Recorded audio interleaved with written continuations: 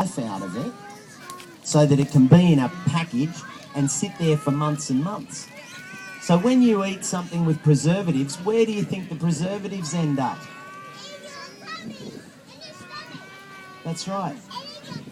And in your tummy.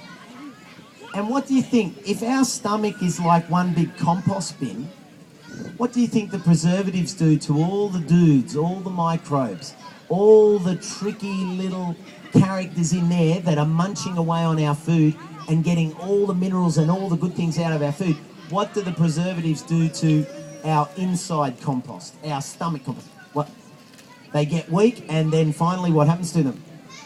They die. So then what do you think happens to the food if there isn't the dudes in there breaking it down? What do you think happens to the food?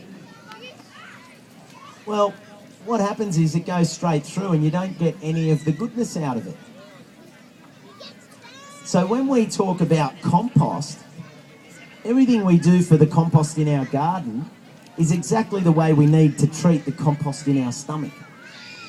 We have to look after our stomach and look at the foods that we eat and see whether they're natural or whether they've been preserved.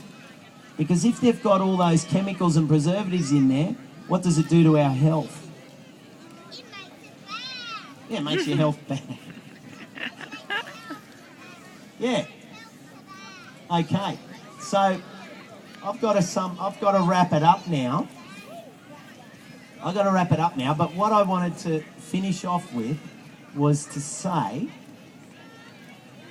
when you make compost in the garden, just remember that it's feeding what? But how's the chain work? You feed the soil with compost. The compost feeds the plant. The plant grows vegetables. We eat the vegetables give us our energy and health. And that...